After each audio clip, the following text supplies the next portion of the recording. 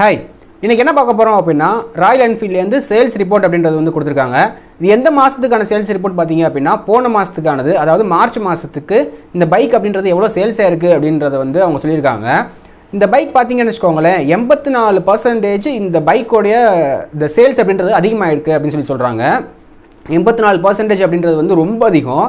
என்ன ப்ரோ சொல்கிறீங்க, 84% அவ்வளோ பைக்கை வந்து ராயல் என்ஃபீல்டு வந்து சேல்ஸ் பண்ணியிருக்காங்கன்னு கேட்டிங்க அப்படின்னா ஆமாம். ஆனால் இதில் ஒரு சின்ன ஒரு ட்ரிக்கியான விஷயம் இருக்குது. என்ன அப்படின்னா சேல்ஸ் ரிப்போர்ட் அப்படின்றது வந்து போன மார்ச்சுக்கும் போன ஃபெப்ரவரிக்கும் வந்து அவங்க வந்து கம்பேர் பண்ணலை. போன வருஷம் 2020 இருக்குல்ல, 2020 மார்ச்சுக்கும் 2021 மார்ச்சுக்கும் கம்பேர் பண்ணியிருக்காங்க. ஸோ போன வருஷம் மார்ச் பார்த்தீங்கன்னு வச்சுக்கோங்களேன், ஒரு 35,000 யூனிட் கிட்ட வந்து சேல்ஸ் ஆயிருந்துச்சு. இப்போ வந்து 66,000 யூனிட் வந்து சேல்ஸ் ஆயிருக்கு. ஸோ அப்படி கம்பேர் பண்ணுறப்ப 84% வந்து அதிகம் க்ரோத் ஆயிருக்கு அப்படின்னு சொல்லுவாங்க.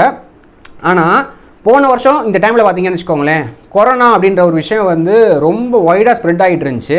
அதனால என்ன இருக்குது அப்படின்னா, இந்த ஒரு பைக்கோடைய சேல்ஸ் மட்டும் இல்லை, இருக்கக்கூடிய எல்லா பைக்ஸோடைய சேல்ஸ் அப்படின்றது டவுனில் இருந்துச்சு. 2020 அந்த மார்ச் ஏப்ரல் அந்த டைமில் எல்லாம் ஃபுல்லாக லாக்டவுன் தான். ஸோ அப்படி இருக்கிறப்ப பைக்ஸ் வந்து சேல்ஸ் ஆகிருக்க சான்சஸே கிடையாது.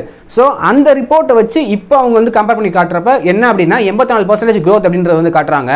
ஸோ இது வந்து எப்படி சொல்ல, போன வருஷம் கொரோனா அந்த டைமை கம்பேர் பண்ணி பார்க்குறப்ப கண்டிப்பாக க்ரோத் அப்படின்றது இருக்க தான் செய்யும். ஆனால் 84% க்ரோத் அப்படின்றது வந்து நார்மலான்னு கேட்டிங்க அப்படின்னா நார்மல் தான். இப்போ நீங்கள் 2017 எடுத்து நீங்கள் செக் பண்ணுறீங்கன்னு வச்சுக்கோங்களேன், ஸோ அது வந்து ஒரு பாசிட்டிவான விஷயம். இப்போ 2017க்கும் 2018க்கும் நீங்கள் கம்பேர் பண்ணுறீங்க அப்படின்னா அப்போ அந்த டைமில் லாக்டவுன் அந்த மாதிரிலாம் எதுவும் இல்லை. 2019 மார்ச்சுக்கும் 2020 மார்ச் இருக்குல்ல, ரெண்டையும் சைட் பை சைட் கம்பேர் பண்ணிங்கன்னு வச்சுக்கோங்களேன், 2020 மார்ச்சில் வந்து பயங்கரமான ட்ராப் அப்படின்றது இருக்கும். ஓகே, பார்த்தீங்க அப்படின்னா 66,000 யூனிட் கிட்ட வந்து சேல்ஸ் ஆகிருக்கு போன மார்ச் மாதம் மட்டும். இந்த 66,000 யூனிட்டில் 60,000 யூனிட் வந்து நம்மளுடைய இந்தியாவுக்குள்ளே சேல்ஸ் ஆன வண்டிகளோடைய அந்த எண்ணிக்கை. அதே இது ஒரு 5,800 அந்த ரேஞ்சில் வந்து எக்ஸ்போர்ட்டும் பண்ணியிருக்காங்க.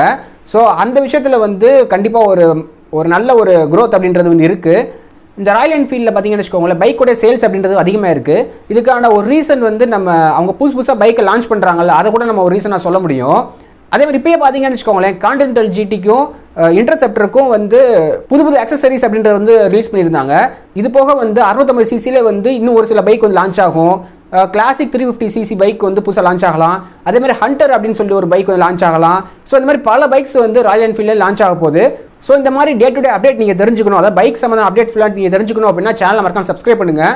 ஓகே, இந்த வீடியோ பிடிச்சிருந்துச்சு லைக் பண்ணுங்கள், ஷேர் பண்ணுங்கள், கமெண்ட் பண்ணுங்கள். ஏற்கனவே சொன்ன மாதிரி சேனலை சப்ஸ்கிரைப் பண்ணுங்கள். அது எனக்கும் என் கூட வேலை பார்க்கக்கூடிய என்னோட டீம்மேட்ஸ்க்கும் ரொம்ப யூஸ்ஃபுல்லாக இருக்கும்.